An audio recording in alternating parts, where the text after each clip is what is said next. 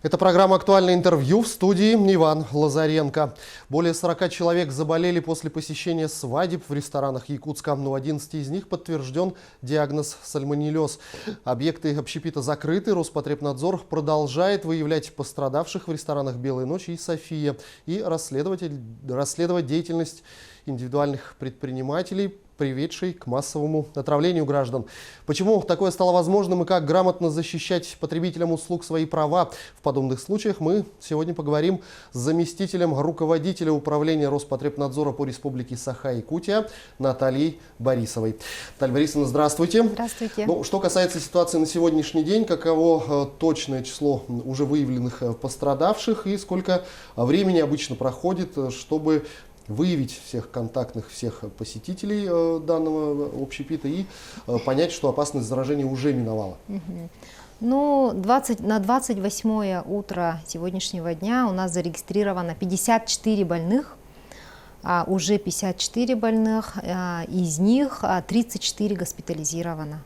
И у 20 человек уже подтвержден диагноз сальмонеллез.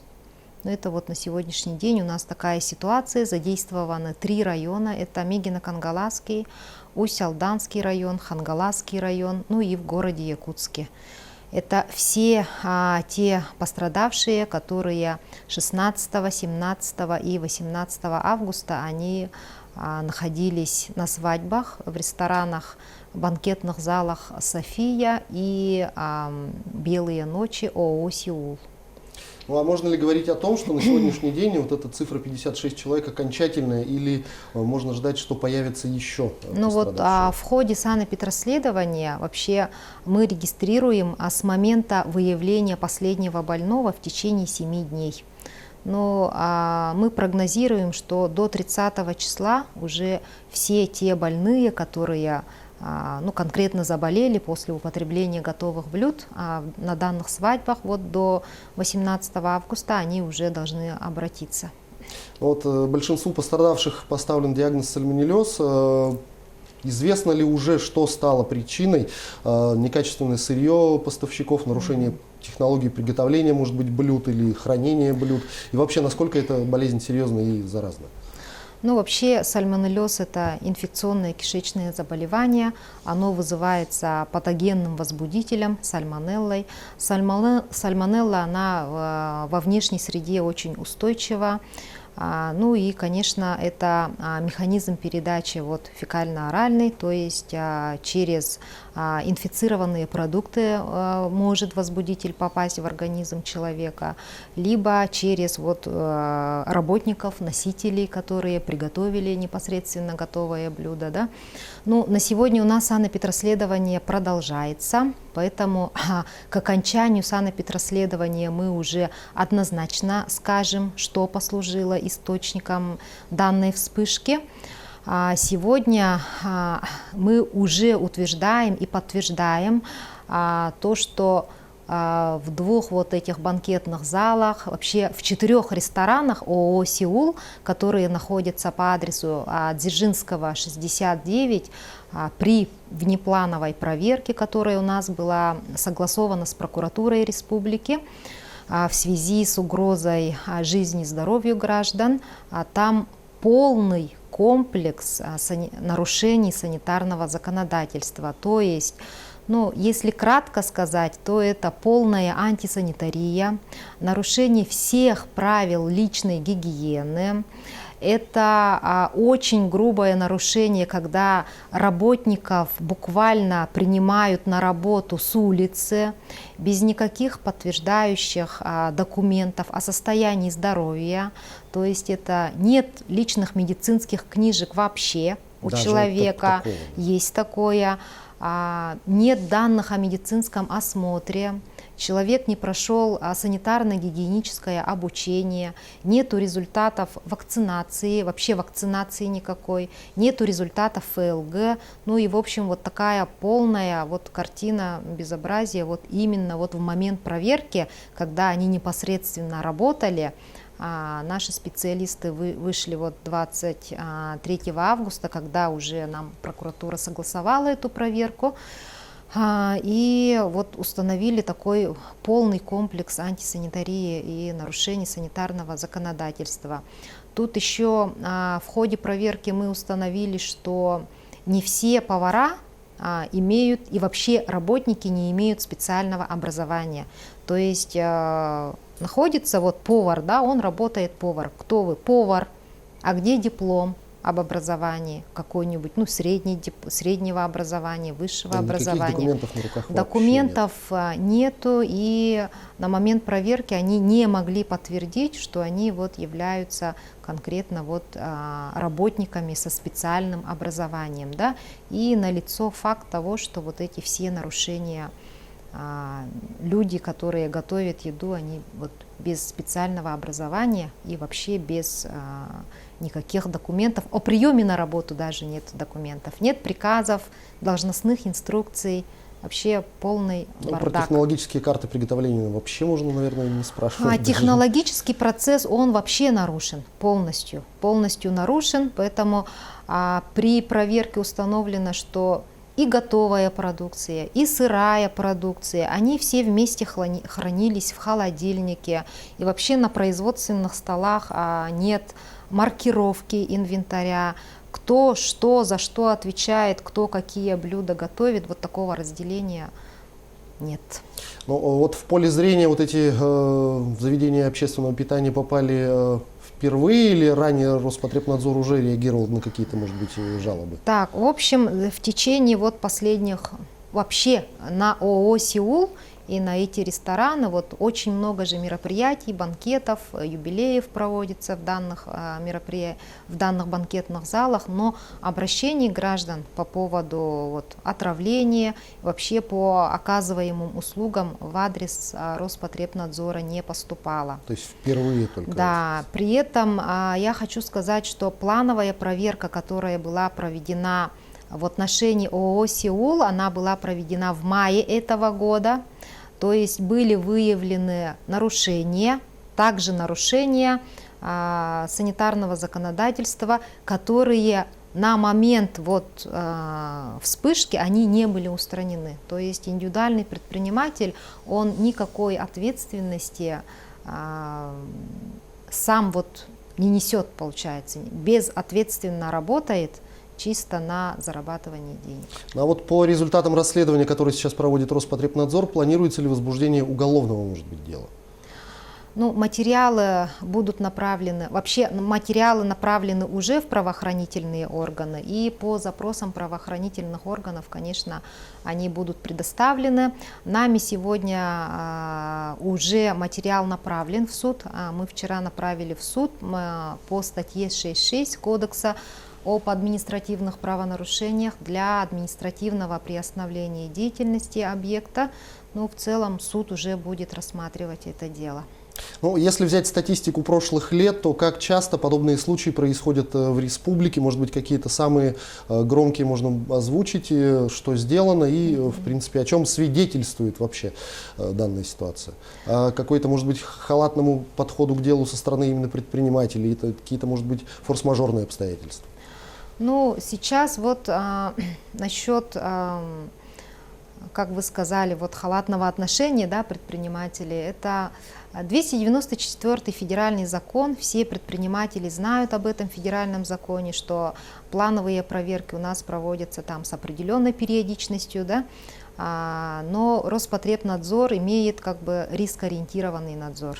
Мы в рамках рискоориентированного надзора проверяем все те объекты, субъекты в соответствии с их классами опасностями. Да? То есть если чрезвычайно высокие риски у этого объекта, то этот объект проверяется там ежегодно. Ну и так далее уже по убыванию. Да? В данном случае я хочу сказать, что бизнес, он несет огромную ответственность за свою деятельность, за те свои оказываемые услуги, за производимую продукцию. И бизнес должен сам соблюдать полностью все то законодательство, федеральное законодательство, которое им прописано. Все санитарные правила, все технические регламенты, они должны соблюдаться.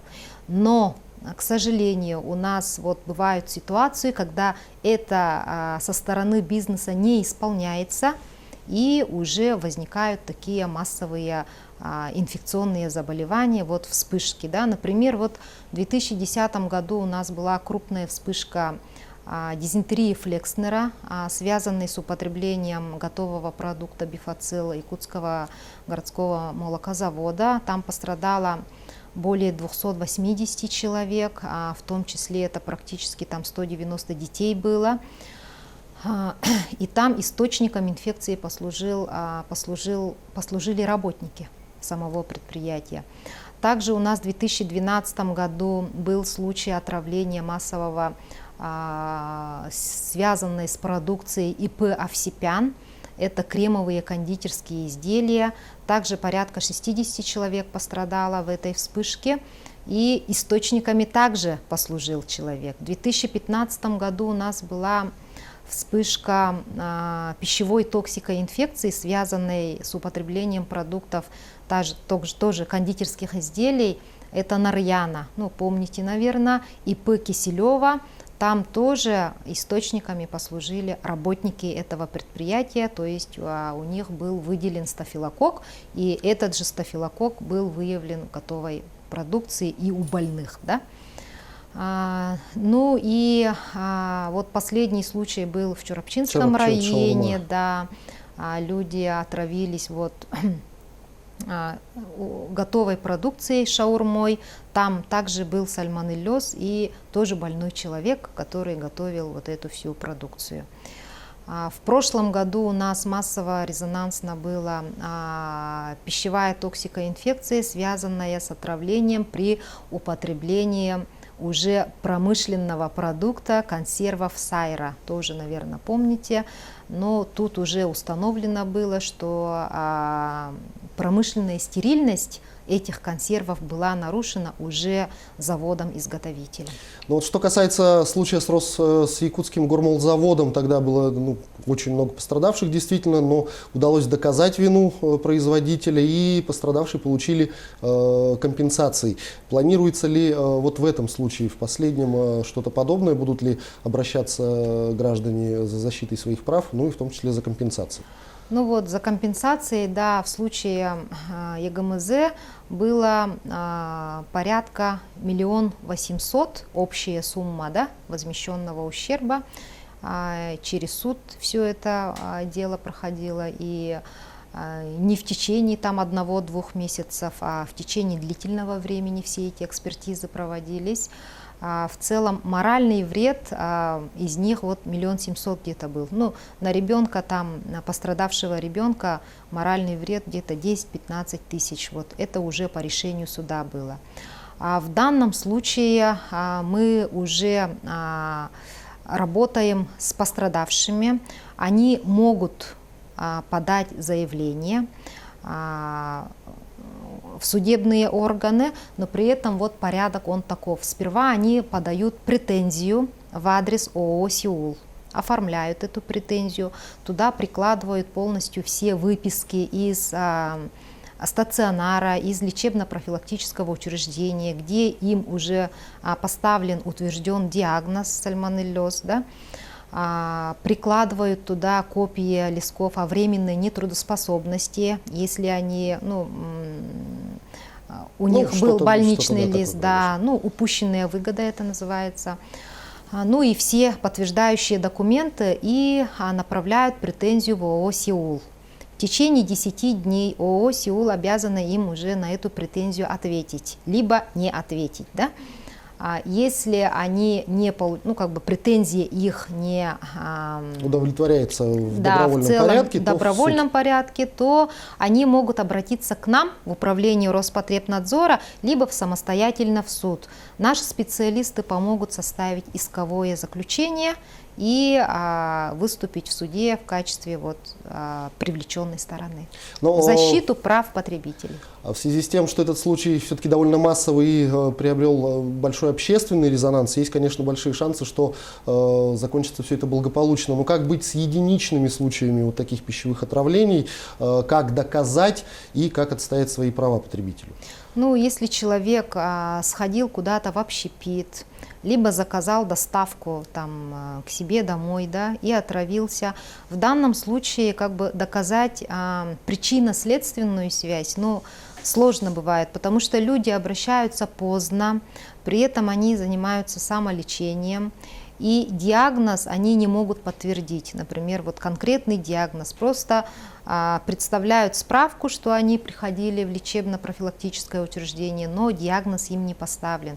Поэтому тут очень сложно, тут надо работать тонко и сразу же, не занимаясь самолечением, обращаться в лечебно-профилактическое учреждение, чтобы им поставили диагноз. Если лечебно-профилактическое учреждение ставит конкретный диагноз, и в анамнезе должны быть указаны полностью вся информация, то есть где человек покушал, с чем он связывает свое заболевание, в какое время, где, когда, все он должен это описать, и этот анамнез полностью уже поступает в лечебно-профилактическое учреждение, которое нам высылает экстренное извещение. То есть, вы уже потом начинаете реагировать и проводить проверку. А дальше этот потребитель уже может обратиться к нам в управление Роспотребнадзора, описав всю свою ситуацию и приложив все свои подтверждающие документы с учетом своего диагноза. Тогда уже, конечно, это угроза здоровью жизни граждан. Мы направляем материалы для внеплановой проверки в прокуратуру республики, а там дальше уже проводится внеплановая проверка. Вот после таких ситуаций заведения общепита приостанавливают свою деятельность на 90 суток на устранение нарушений, по крайней мере, им дается это время. Где гарантия того, что вот по истечении этого времени все нарушения будут устранены и можно безболезненно в эти заведения уже продолжать ходить? Ну, это зависит уже от самого предпринимателя. Намерен он дальше работать и устранять свои нарушения, недостатки, либо он недобросовестный предприниматель, либо, ну, как мы говорим, нелегальный там предприниматель, да, он тогда уже закрывает свою деятельность, либо он уже ищет лазейки в законе и пытается не по закону осуществлять свою деятельность. Но вот 90 дней прошли, и потом какая-то проверка еще не обязательно, существует, что 90 дней. Да? Вот, например, если суд закрывает на 90 дней, предприниматель имеет право обратиться с ходатайством в суд на досрочное открытие объекта, если он действительно устранил все свои нарушения, сделал там ремонт, либо построил новый объект, либо реконструкцию сделал, либо оборудование там приобрел новое, да? Это он имеет на это право. Тогда суд нам уже пишет определение, наши специалисты выходят, смотрят, действительно ли устранены эти нарушения. Если действительно предприниматель добросовестный и он готов работать дальше с соблюдениями законодательства, тогда он устраняет полностью, и суд может открыть его досрочно. Наталья Борисовна, я благодарю вас за беседу. Спасибо, что нашли время и ответили на наши вопросы. Желаю вам успехов в вашей работе. Ну а посетителям кафе и ресторанов крепкого здоровья. Спасибо. Спасибо вам. Это была программа «Актуальное интервью». Но о ситуации с отравлением в ресторанах столицы мы говорили сегодня с гостем студии, заместителем руководителя управления Роспотребнадзора по Республике Саха-Якутия Натальей Борисовой. До встречи в эфире.